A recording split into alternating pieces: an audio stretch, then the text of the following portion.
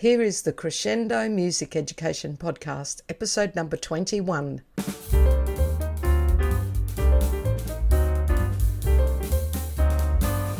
This podcast is being recorded on the lands of the Turrbal people. I acknowledge them as the traditional owners of the land and pay my respects to elders past, present and emerging. They were the first music makers on this land. In this episode of the Crescendo Music Education Podcast, you're going to hear me have a chat with Deb Brydon. She's an amazing music educator and I get to work with her all the time. In fact, I wonder that she doesn't sometimes get a little bit sick of me, but she puts up with me. We get a lot of really amazing work done together. I love bouncing ideas off her, and you get to hear a little bit about her journey as a music educator, and we start to talk with each other about the way we work together, about intentional collaboration, how 1 + 1 equals a lot more than 2. I hope you love this episode where I have a chat to Deb Brydon. Hello, Deb Brydon. Welcome to the Crescendo Music Education Podcast. Thanks for having me. Well, I'm excited. It's about time, isn't it? I reckon. I was feeling left out. Yeah. No, it's just circumstances, because anybody who knows the work that Crescendo does and that I do, it's often attached to Deb Brydon. That's the way it works. 1 + 1 equals more than 2. Hey, Deb. Yes. Correct. All right. I'm going to start reading just the short version of your bio. Okay. So for those people who aren't fortunate enough to know you, I'll just give you a bit of a background. So Deb Brydon is a primary music specialist who has taught music for over 20 years, been an accredited Do-Re-Mi early childhood teacher, and worked as a senior project writer with the Department of Education's curriculum into the classroom project, C2C, affectionately known as C2C. Deb has been the project coordinator for Kodály Queensland's DVD projects, including Musical Beginnings, Middle Years Music Education, and Step Up with Music. She holds an Australian Kodály Certificate, Early Childhood, is an honorary life member of Kodály Australia, and is currently president of Kodály Queensland. In 2020, Deb was nationally accredited as a highly accomplished teacher by AITSL. She lives on Yagara Country with her husband and 3 children. So in a nutshell, that is Deb. And before I even ask you what else to add, I think I'll make sure I put in the show notes a link to those great Kodály resources. Fabulous. So tell us a tiny bit about them. Well, I was going to talk about these later in my pre-prepared answers. However, these, of course, are fabulous. Look, this is something that I'm most proud of in my work and my work with Kodály Queensland is the collaborations to make these 3 DVDs. One's Musical Beginnings, which is for prep to grade 1-ish. It's 50 songs and rhymes with videos, snips showing actual children doing them, along with some teacher resources as well. The second one was Music in the Middle Years. Middle Years Music Education, MIME, affectionately known as, and that's for grades 5 to 9, the sort of middle years of schooling. Once again, I think there's 35 videos, 35 songs and activities and things to do with them, and lots of teacher resources. It's a CD-ROM in effect, or a USB these days. And the third one we did was to fill in the gap in between Step Up with Music, which is grades 2 to 4. Once again, video snips of children doing the games and activities, and lots of teacher resources, more teacher resources as we went on. So that's them in a nutshell. And you can get them on Kodály Queensland's website. They're so practical. They're so real and so useful. Stuff you can just print off, and individual beat cards, and just a whole lot of great stuff. But we can get back to them again. So is there anything else that you'd like to add to that brief bio? No, that's me. That's you in a nutshell. Yeah. Okay. What would you consider the highlight or highlights of your journey as a music educator, because like me, you actually didn't start out as a music educator. We sort of found our way not directly out of college, as it was then, not university. So tell us about university for me. Just became a university halfway through my degree. Okay. All right. You young. Okay. Yeah. So tell us about your journey as a music educator and what was a highlights. Well, I think there's sort of two categories in here. There's, I guess, the personal highlights, and I think they come every day. They're little things that need to be highlighted. And I think that we should highlight them ourselves and to other people. But that's the things that keep us going. So there's little things that happen every day, little moments with each child, with different children, not each child every day, of course. And then some are a bit bigger, like for me, one of them's been a child who was a selective mute, who I had, I'm sure I've told you this story before, Debbie, who I've had in prep. And every single time I saw this child, I sang hello to them, like I do to every child in prep. And they sing hello, Mrs. Brydon back. And this child just smiled every time, never sang, never spoke, never whispered, nothing. The whole of prep, halfway through grade 1, same thing, nothing. And then I said, who would like to go first? We were singing, hey, hey, look at me. Who would like to go first to come out the front, sing the song with their action, and everyone copy them? And she put her hand up, and I nearly fell over. And I nearly didn't ask her, because I thought, oh, she's going to get up and freak out. I thought, no, I will. She's put her hand up. She wouldn't normally. She came out, sang perfectly, beautifully, clearly. And it was just, I had tears in my eyes. Yeah. That is a personal highlight, that, you don't always know what's going in. More is going in than is always obvious in their faces or in whatever's going on. And obviously all of that in tune singing was going in and was being internalized. And then it came out finally after a year and a half. Oh, that's magic. That's a career highlight for me. Yeah, it so is. And you think that's a highly visible one, isn't it? Oh, it is. When you think that represents a whole lot of invisible ones, doesn't it? That's right. It certainly does. And those sort of things happen all the time, that the child with ASD who joins in, for the first time, or not for the first time, but who joins in consistently when that's a struggle for them. Or has been in the past, and the relationships that are built, those things are the highlights for me. But then, I guess, to go a bit bigger, the career highlights, seriously for me, it's about working with other people. So the Kodály Queensland DVDs that I already talked about, it's not just about the product for me as having been part of the process, it's about the teamwork and the people that I collaborated with on those projects, and the hours of grit and determination and, and supporting each other through that, and having a product that we seriously are proud of and that I know is really useful and I personally use. That's a career highlight. And two other little ones, not little ones, very big ones. My honorary life membership with Kodály Queensland was a career highlight for sure, because I really believe in Kodály music education. I believe in the networks that we create together and the amazing things that we can do together. And of course, getting my hat, my highly accomplished teacher, because once again, that was a lot of hard work to submit that application. And, it's nice to be recognised for that. Yes. They are definitely highlights worth celebrating, because they are a lot of work, all of those things. Totally.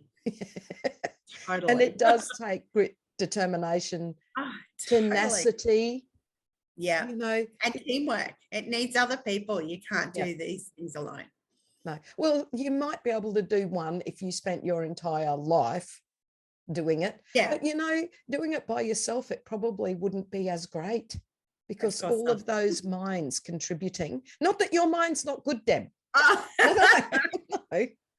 Okay. And in fact, a theme through this whole podcast episode will be intentional collaboration, because you and I do so much together. And I wanted to make that the theme of our first podcast together. I'm sure there's going to be many more. But before we get on to the intentional collaboration, oh, sorry, we're both getting over our latest winter lurgies. Can you tell us about a person or people that have been influential in your life? Professional or personal or both? Well, I'll start with the personal, and that's my parents. I've been blessed with fabulous parents who, were stable and had fabulous parents themselves, and were equipped to love us and to look after us in a great way. But not only that, to provide an example of living a life of service. They both were always heavily involved in their church and also in other committees. They have always been on a variety of committees, Blue Care or whatever it was back then, Blue something else, I can't think of the word, Lifeline. My dad was involved from the, early days of Lifeline and Drug Arm, all these sorts of committees that they're involved in. And even now, my mum's the president of the Historical Society that my dad was the president of before her. It's that life outside yourself that is very influential to me. I guess that's why I've been on the Kodály committee for so long, because that's what was modelled to me. And it comes back to, that saying, to whom much is given, much will be required. And I really feel that that means that I'm responsible to do something with what I've been given and the start that I've had in life. And not just for myself, but to benefit other people. So moving into the professional sphere though, look, I have to say you, Debbie, because you were my first pedagogy teacher, methodology teacher in my Australian Kodály Certificate when I was a classroom teacher and really had absolutely no idea what music teaching was about. And but you inspired me. What made you start your Kodály training? And then you can get back to telling me. Okay, I'll talk about how fabulous you are in a minute. Well, I was a classroom teacher in Charters Towers in northwest Queensland, which is a relatively small place, and they were having trouble getting a music teacher. And they said, "Oh, Deb, you play the piano. So you can be the music teacher. Are you interested?" And I said, "Well, look, I am, because I actually had always wanted to be a music teacher and thought that would come later after some further study. However, so I said to them, look, I am interested." And a good friend of mine was the other music teacher in town. So I knew I had some support there. But I said, look, I need to do something, some sort of training. And a brochure came on my desk for the Kodály Certificate summer course. So I went and did it. And and so I did Kodály 1 before I started teaching that year. So, look, at least the grade 1s and 2s had a good start that year. The grade 5s and 6s and 7s, as it was back then, look, I'll be honest, what I was doing was probably pretty average. But, they got by and I got better as time went on, I hope. So back to you. I just wanted to do what you did. I was inspired. It's seeing you do those activities and games and songs and talk about the pedagogy. I was inspired. It made sense to me and I just wanted to do it. And, of course, there have been other ways that you've been influential along the way, but that was the key moment for me. Wow. And there have been so many other music educators who've influenced my life.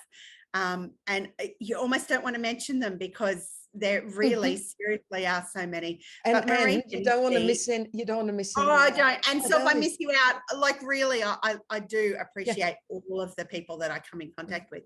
But I do want to highlight a couple. Marie Hennessy, I had the privilege of being on the Kodály committee with her, but then also of working at C2C with her for 6 months, sharing a desk, which was just fabulous. She inspired and continues to inspire me to think bigger than music education, to think outside music education and how that impacts on music. Things like other educational theorists and how their work and research can impact on music teaching. I think that's really something I've really learned from her, is to look outside and widen, I guess, the influences on my pedagogy. I can't not mention Judy Johnson, who, you know, has been fabulous in so many ways along the years. And Celia Dodds and Debbie Wilson, who I worked very closely with on the first DVD project, and who taught me about teaching the whole child and understanding what's going on for little people in the classroom, especially early years kids, and not just the music side of things. And Wendy Rolls, who I've worked on the other DVD projects with as well, who we both know is absolutely the epitome of fabulousness. Yes, she is. And organisation and stationery and fonts. She is my font go-to person. Font queen. The font queen. Yeah, absolutely. My style guide. She's actually a bit scary intelligent too. She's extremely intelligent. Yeah. As are these other people you mentioned. All of them. Oh my goodness. Cast of stars. Yeah, like I just want to hang around them so some of their smarts will rub off on me. Absolutely. Absolutely. And it does. Yeah, I agree. I want to get down to this intentional collaboration. Hold on. I forgot one other thing. Okay, quick. I had another dot point written down. Administrators at my school. Now, this seems like a strange thing, but I have had and still have some fabulous line managers over the years, deputies and principals, whatever. One in particular, Jody, when I was working on my HAT portfolio, was really encouraging and helped me to see my own potential. The influence that these people have, positively or negatively, is quite amazing. When they are encouraging and affirming and give you a little bit of space to try things, you know, fabulous things happen. Yeah. Do you know what? That's a really important message. If there are any school administrators listening to this podcast, hey, you're going to make sure Jody does at least. Yeah, I'll let her know. Yeah. But really, the power that these people have to make or break our career. Oh, totally. You know, they are leaders and should be good leaders. Everything that a good leader is, that is supporting and empowering others. And when you get a school leader that is not a leader in any way, it is not only damaging for the children at the school, but for the whole staff. Yeah. You know, their job is so important. And and I think, you know, we can't overestimate. We can't. Whichever one it is. I don't know. We can't. No, I want to know which one it is now. We can't overestimate the importance of just that little email saying, thanks for doing that. That was fabulous. You know, that really is important. And administrators who do that, or us who do that for children or for other staff members, it has a huge impact. It does. And, you know, it reminds me of that old saying, you know, you catch more flies with honey than is it lemon? And whatever else. Whatever, something yucky. Yeah. So you just want to, you know, I have the best administrators in the world at the moment. And I don't think I could work any harder. But if I could, I would. Yeah, totally. And I'm in the same position. And I know how amazing that is, and how unfortunately rare it can be to be in that position. And I'm really appreciating it. And you know, where I am now and where I was last year and for the previous 20 years was the same. And so, you know, I feel really blessed. You certainly have been a bit privileged to only have had that. And you and look, it's not only, there've been some relieving ones in there that I have to tell you I won't talk about publicly, but oh gee, there've been tears. I know. And you and I personally, because we have large networks and we do PD, etc., we have come across many people, and I'm not, obviously we're not going to name them, who have been literally forced out of their job because of the way they have been treated. I think a certain amount comes from believing in yourself and the power of what you do, but that will only go so far. If you have got someone with the big stop hand up there that is down on music or down on you personally or wanting to get you out of the school, like doesn't matter how good you are or how how much you believe in what tenacity you have. You know, it's not going to work. You know, I've been basically forced out of a job. I sort of jumped before it got too bad. You know, it happens to everybody, but boy, administrators, get your act together. You're really powerful. Okay. And thanks to those who've already got their act together. Yeah, we appreciate you very much. But it also reaffirms what we should be doing for our colleagues and for it doesn't have to come from the top. It can come from your colleagues as well, and that's just as important. Yes, so we can do that bit. You make sure that you do that smile or that email to the to say that was fabulous. Just message the teacher who you saw doing something or other and saying that was just wonderful. I love watching you work with children. And absolutely, what a difference that makes to people. It does. See, we could change the world, Deb, couldn't we? I know. I'm going to try and do one a week this term. That's going to be my goal. That's a good goal to someone on staff. Watch out, staff. Here I come.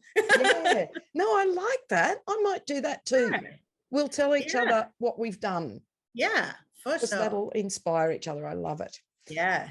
All right. Now, I love the way that you and I have adopted the term intentional collaboration. It almost began a bit tongue-in-cheek because it was a priority of our current employer, the Department of Education Queensland. Still is intentional collaboration. And we thought, oh yeah, here's one of these terms, but it did fit what we were doing exactly.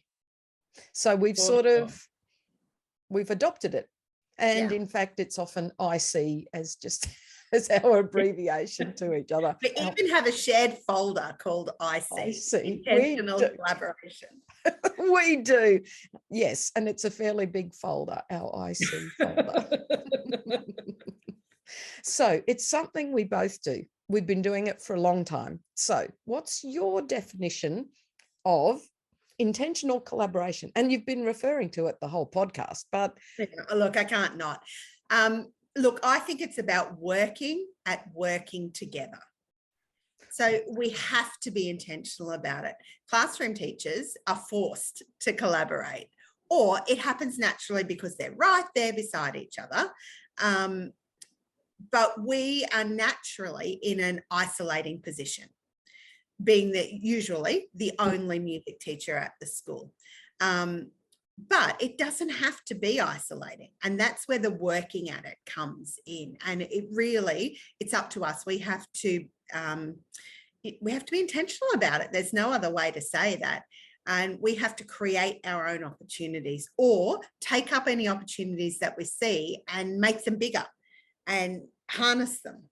So I think that's what it's about. It's about, making ways to work with other people, making time. Yeah, and like you said, the intentional part of intentional collaboration is more important for us. I think so. Yeah, like at our school, it's, all right, all you grade 4s, you've got a half a Uh-huh. day planning. You sit in that one room together and work together. Yes. You know, whereas we don't have that. We've got to make that work. We've got to create a local network or join an association like Kodály Queensland or whatever your preference is for professional association. Crescendo. Oh, okay. Yes, That's a plug. there's a plug for Crescendo, because I was actually just thinking of the Crescendo Facebook page before the private one, because there's a little discussion now around, it was on my Q&A Saturday, what was describe your job as a music teacher in 4 words. And somebody put something that was quite heartbreaking.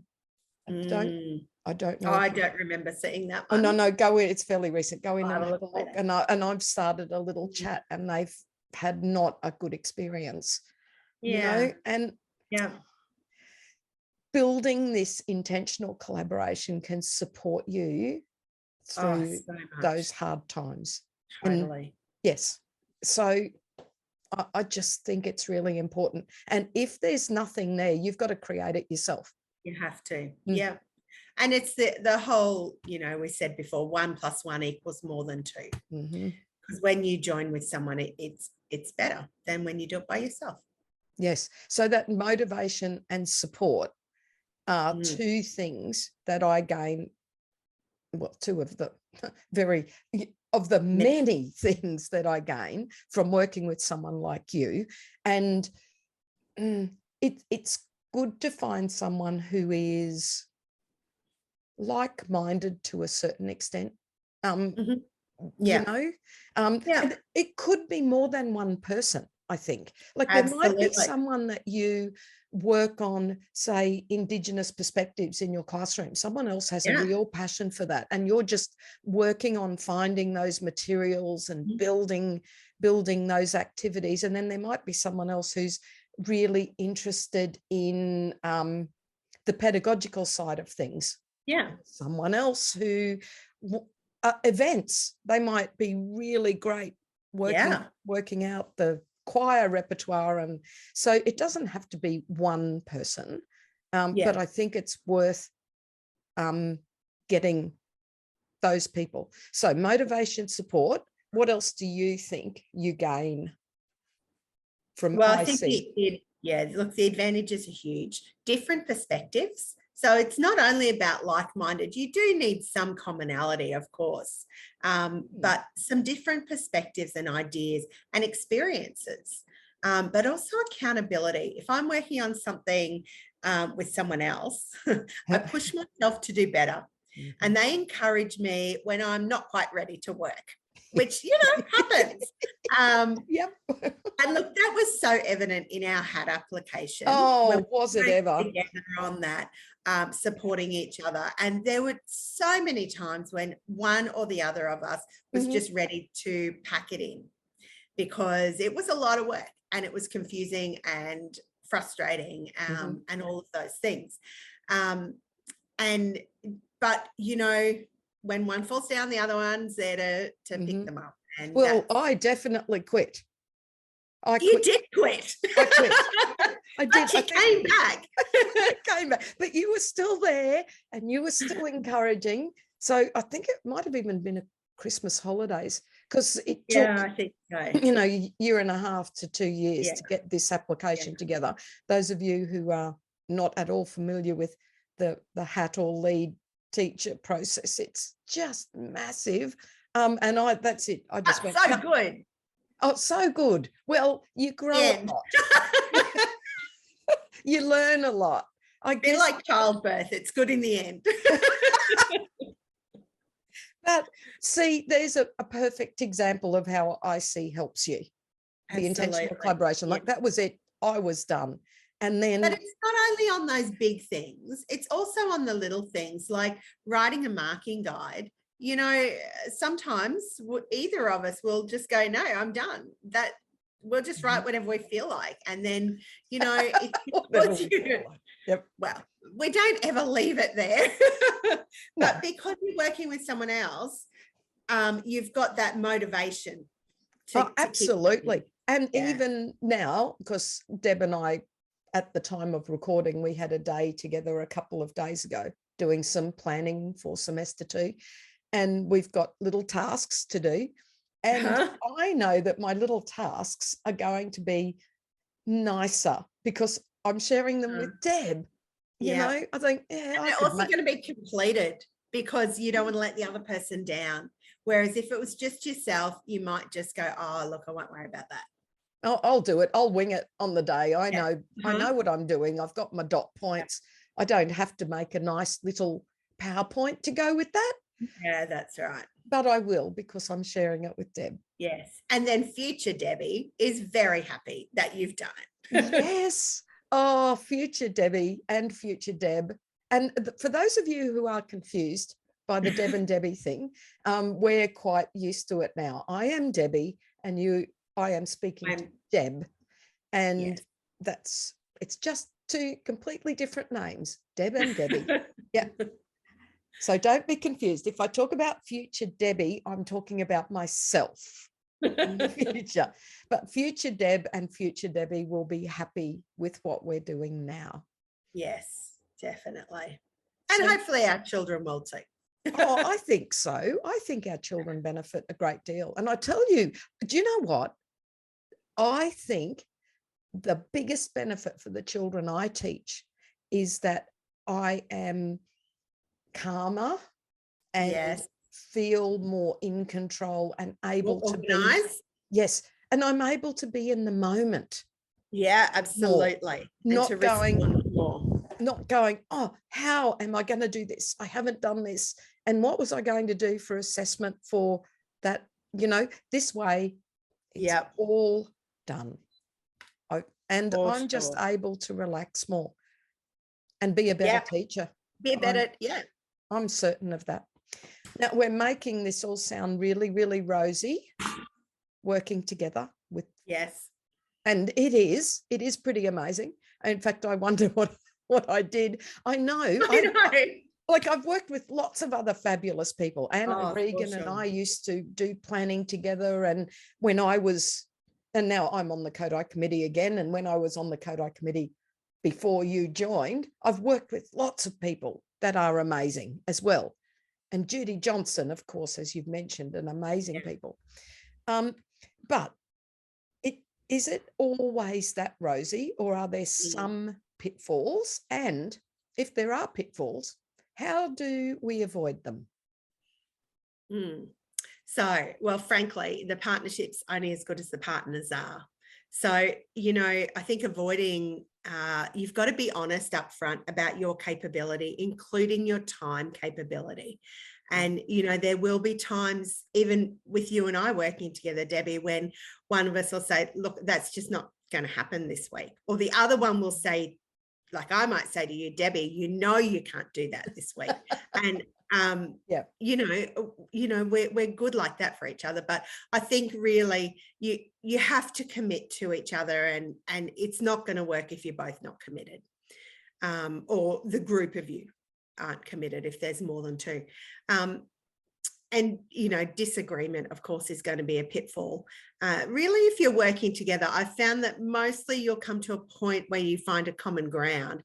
But seriously, if it's not happening, don't push it. Just work alongside each other on slightly different tasks. And, you know, even though we've got the mind meld thing happening between us now after working together for so many years, there are times when our different contexts require different tasks.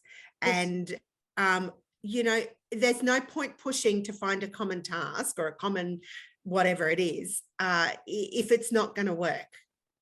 So I guess it's recognizing when it's not going to work and supporting each other in that way instead. Yeah, so I guess, they're the pitfalls, I guess. And look, time. And I think a pitfall for us, Debbie, is that we get so excited about it that it gets bigger and bigger. And sometimes we have to remember to, what's that saying? Appreciate the average, or rest in the average. What's that? Do you remember what I'm talking about, Debbie? That Astrid said to us, dwell in the average. Is it 12? You know, live in the average, the great average or something. Sometimes average is okay. Yes. And you need to get out and do something different and have a work-life balance. Yes. And so that can be a pitfall, is that you get so excited and it grows and it gets bigger than it needs to be. yes. That's a pitfall for us. Sometimes B+ is okay. Yeah. Yeah. Even B is okay. Even a B. Yeah. And Yeah. you know, in some things, even a C is a pass. Yeah. And that's something we both have a little trouble with, I think. Yeah. And we've got another. And maybe a C is okay for now, and next year you'll make it into a B. Yes. You know, because you can't get an A on everything every time. You just can't. What will you do next year? You've got to improve something. So leave something for future Debbie to do as well. Yes, we can't have future Deb and Debbie bored. Okay. So I think it's about being honest too, isn't it? I agree. With your partner, or your group of people or whoever, and just being honest enough to say, that sounds great, I really won't have time to do that. Yeah. You know? Yeah. And then I think as long as you're honest, you can appreciate that. And there are sometimes times when you get to work with a group well, that you can kindly call someone out. Yeah. Like you can say, as Deb may have done to Debbie a couple of times in PDs, okay, Debbie, shh, we're not going, no, we don't have time for that. Let's come back here, you know? So I think once you trust someone too, you can call them out a bit and say, that sounds exciting, but let's save that. Yes. Yeah. Agree. All right. So what advice would you give to someone who wants to work more collaboratively? I'd say just start. Find someone and start on one project. It's not like marriage. You can have different partners for different projects. And if things are not amazing, you can try someone else. You're not committed for life.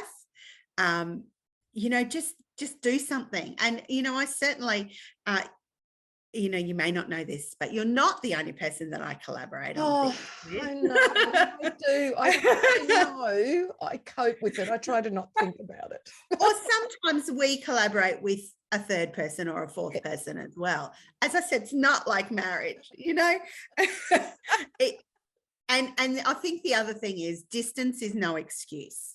And you know, as music teachers, we talk about how our job's so isolating. I'm the only one here. It doesn't matter. You can find a way if you want to do it. So, you know, I mean, Debbie and I started most of our intentional collaboration on the phone on our commute to work. Unfortunately for Debbie, I don't have a commute to work anymore because I live 400 meters from my school. However, it's very sad when you lost your commute. However, we found other ways, but you know, it's just finding those little moments, and emails and Facebook messages, you know, are just as good. And in fact, I think probably better than sometimes than being right there, because you've got that little bit of time to respond and to think. So that would be my advice. Get on with it. Find someone, do something. Yeah, I love it. Just do it. Bit of Nike action there. Yeah, absolutely. Okay. Now, that one probably, our little chat about gratitude should probably have been up around people influential in your life, shouldn't it? Just a bit out of order, but doesn't matter. I think gratitude is something I like to talk to my guests about because I think it's important. Yeah. So for what are you most grateful? Well, of course, I've got to start with my family, my faith and my friends, and living where I do. But more relevant to this conversation, a job that I love. I honestly do love it. But also I'm committed to loving it. If I'm not loving it, I find a way to make changes. I want to get up each day and be excited about something happening that day. I'm excited that year twos are starting canons this semester and we can do our whole, you know, canon sequence. I'm excited about that. But yeah, sometimes you do have to make changes to maintain the love. Yeah. Yeah. And I think the other thing I'm really grateful for is just a network of amazing collaborators and colleagues who've become fabulous friends as well, which, you know, is beautiful. I love that. I love that. Certainly reasons to be grateful. And now it's time for the nuggets of fabulous. For all of our listeners, 3 of your all-time favorite things, resources, activities, songs, games, anything, nuggets of fabulous from Deb Brydon. Do you know, I was surprised that I struggled thinking about this. I was trying to think of something shiny and exciting, but I brought myself back to think about what's things that I use in my classroom all the time that I really love. So the first one is Musical Beginnings, the DVD resources. I don't actually use the DVD in the classroom, but all the resources. I still use this all the time. And the repertoire on that is the basis of my prep program, and even into grade 1. Such a great collection of repertoire. And, you know, the little pictures and things like that, I use them all the time in my classroom. So that's my first one. If you haven't bought it, get out there and buy it. Seriously, you will not regret it. The second one is paddle pop sticks. Which is kind of crazy. No, I love paddle pop sticks. I love them. But, you know, I really do love my paddle pop sticks. And I have all the multicolored ones. And I know you have the plain ones, I have Debbie. Plain. I know, which is odd. I know. Having plain paddle pop sticks. Something has to be plain in your classroom, Debbie. Yeah. But I love the bright colors on the you know, dark carpet. I love it. But do you know what else I love? Which is a little bit crazy, shows, you know, my little personality traits, I suppose, is the way that I store them is in old glasses cases, like spectacle cases from the optometrist. I went and got a whole heap. So each child gets one little case with their little selection of paddle pop sticks in them. And the kids love it too. And there's all different ones and they're all pretty and it's exciting.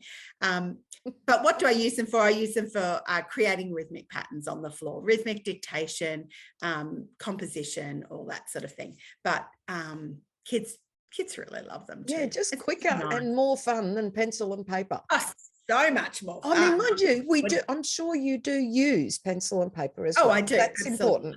But it's about variety for me and the children. Yeah, but much more fun to use paddle pop sticks. Love them. And my third one is a song called Yagara Country, which you know as well, Debbie. It is magic. It's a great song. Yep. And look, I had the privilege a few years ago of intentionally collaborating with the fabulous Megan Thompson-Laurie a few years ago now, when this song was written as part of a project with some local Yagara elders. Yagara is the name of the language that the Aboriginal people in our area speak. And we worked with some children and some elders and some teachers from other schools, about four schools or something, joined together and wrote this song. And Yagara Country means on Yagara Country. So every year I teach every child in the school this song, and we sing it on assembly as part of our NAIDOC celebrations, but also at other times of the year. So it's just fabulous and brings up so many great conversations about Indigenous culture and just about the Yagara language as well. And I love being able to share this with my students and them being able to take it home. They go home, and I had an email just recently from a parent, which just made me laugh and laugh, about this song and just saying, look, my child in grade 1 has come home, they're singing this song. It's an Aboriginal song about Uncle Billy, and I don't know what it is. And I was like, well, we're only singing one at the moment, so I know what it is. And I read through the words and it says na num Billy, and so he's heard Uncle Billy. Uncle Billy. So, for me now, this song's called Uncle Billy. And look, if you want to find this song, go and do it. Just search on the internet. You'll find it. Yagara Country. Debbie will probably put in the show notes. I will put the link because you can download the resource and use it, and you can, the lyrics video is on YouTube. I do it with my school as well, and we sing it each week. I nearly said, actually, sometimes we do. Sometimes I hate this song as well. When you sing it with 36 classes for 3 weeks in a row, it's a little bit much. Yes. You're ready for it to be over for a bit. But what I meant to say was we do it as part of our NAIDOC week celebrations, and that's slowly growing within our school. So my school's on Yagara Country, but also Turrbal land. So we sort of acknowledge both of those groups. So we do Yagara Jarana. And one of the good things about this song is that the chorus is in Yagara language. Yeah. But the verses are all in English, so that it is a nice, I guess, introduction to the children who don't know the language, because they only need to learn language in the chorus. So it's which is repeated so often anyway. So and in fact, it's the part they learn first. Oh, it is. Yeah. And we know how amazing little brains are. Like the preps and the year ones, they pick up the chorus almost instantly. Although sometimes maybe, what is that, a Mondegreen it's called, with Uncle Billy. I think it's Uncle Billy. Yeah. But that is great, worth looking that up too. And you also, when that project was done, I seem to recall, and you can correct me, Deb, if I recall incorrectly, that you can take this song to your local language group and you can get them to provide. So the chorus, the words mean you, me, and everyone on Yagara Country. Nyindanari, Nyanambili, Yagara Jarana. And you can take it to your language group and get it translated into your local language. And you have permission to do that, yes? Yes. In fact, Gaja Carey, who's the main elder who worked on it with us, she's excited when that happens. And, it sort of spreads the love. Yes. And if you do that, please let let them know. Because they would love to hear that. Yeah. Well, they are 3 great nuggets of fabulous, Deb. I'm glad you went with stuff that is just really useful for you, because that's what people want to know. Yeah, it seems a bit everyday to me, but if you haven't heard it before, go find it. It's great.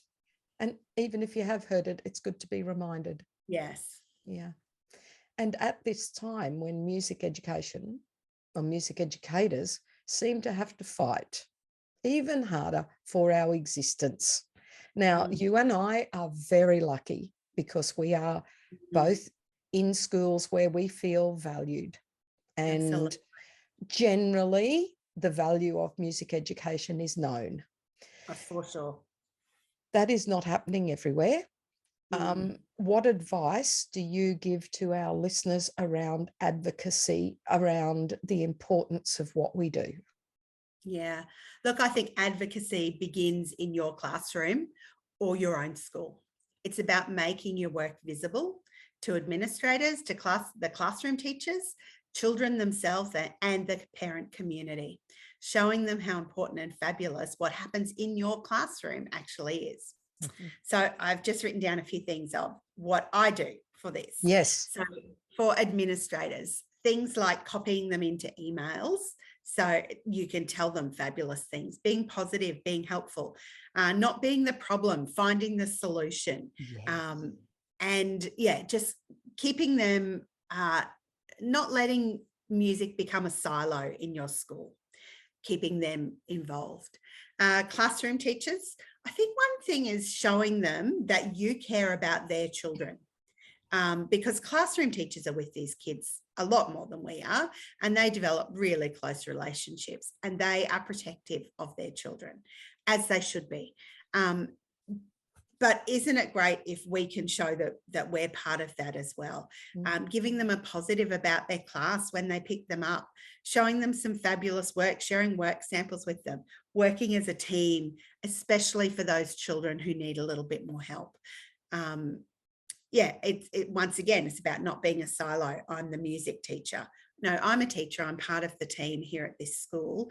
And our job collectively is to support these students.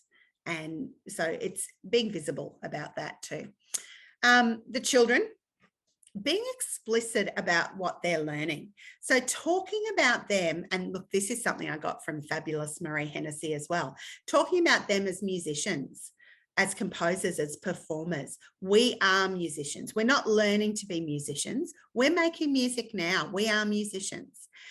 Talking about the brain development that's going on, showing them their progress, you know, as they're starting to learn an instrument and saying, look, this is really hard right now, isn't it? But in 3 months' time, you're going to be able to play this song, and then talking backwards about it as well, so that they can get excited about their learning as well. Parents, I think this is really important, sharing the children's work. So one thing that I've developed over a number of years, I have not been able to do this just in 1 year, boom, off you go, but I send home a parent information sheet for Prep to 3 every term. So this has a sample of children's work on it and 3 or 4 songs that we've been singing, in the hope that children will go home and sing them with their parents. Look, I'm a realist. I know that doesn't always happen. But if it happens for, 2 or 3 kids, then that's cool. That's worthwhile. And also a couple of paragraphs about what we've been doing and some research about the value of music education. I also put articles in every newsletter, and we have a newsletter once a fortnight. And this year I've been the best at it I ever have. A couple of years ago, I got quite good at it, and then it dropped off for a little bit, but I've picked that back up again at my new school.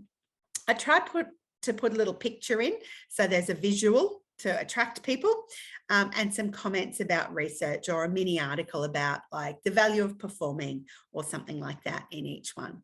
Takes a little bit of work, but it's also good for me because it focuses me on this and on the importance of what I'm doing. And, makes me think, oh yeah, that's right. I need to give them more performance opportunities or whatever it is. And inviting parents into your classroom. The best advocacy is when they see what's going on.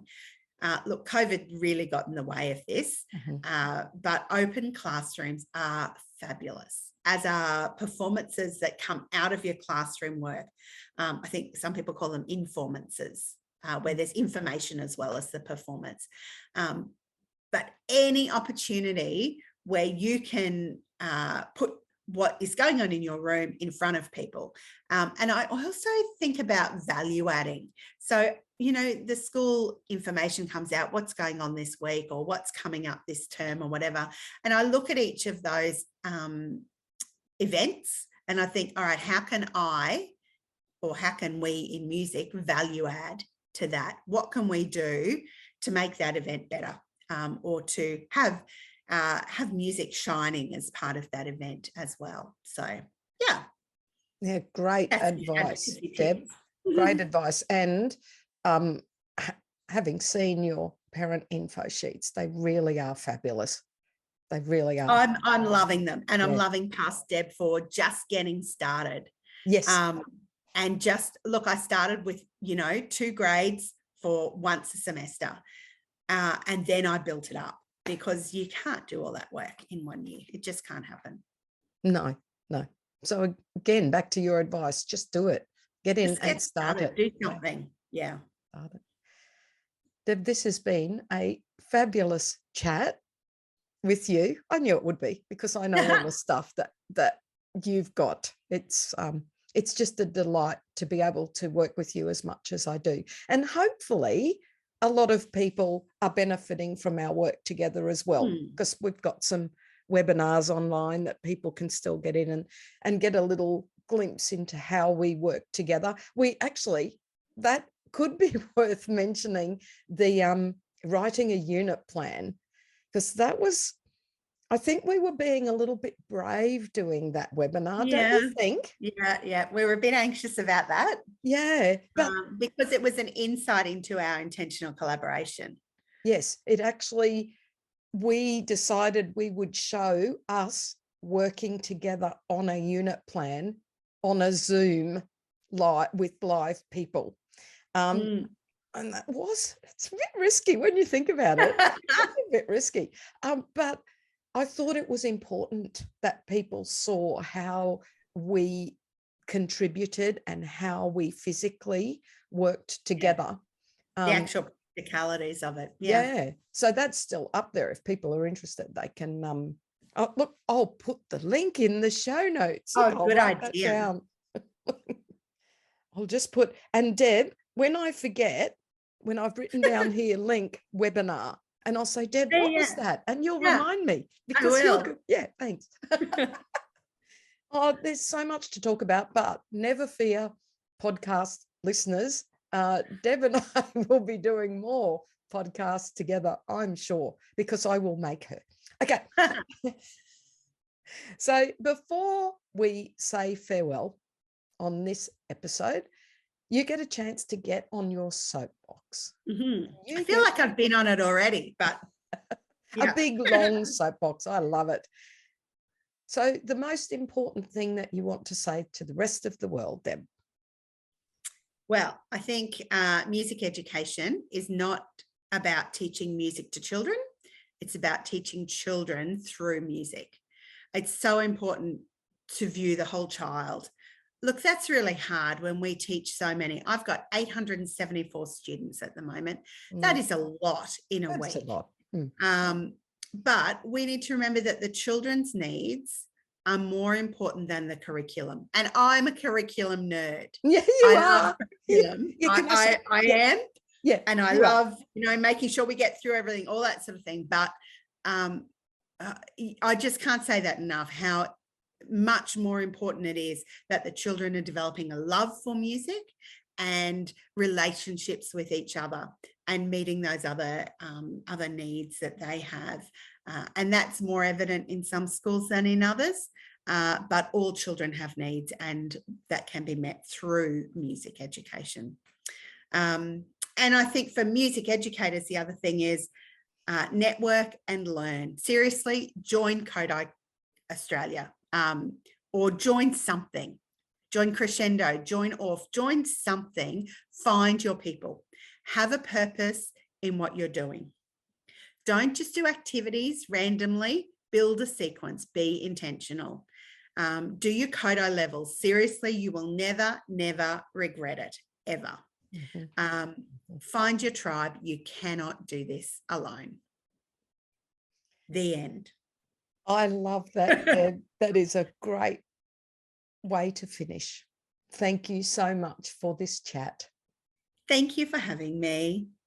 Thanks for listening, everyone. As we know, laughter relieves stress.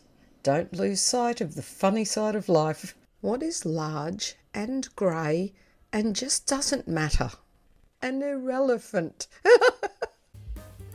Thank you so much for watching our Crescendo Music Education podcast. For more information about all things Crescendo, including membership and music education resources, visit us at crescendo.com.au. Don't forget to like and subscribe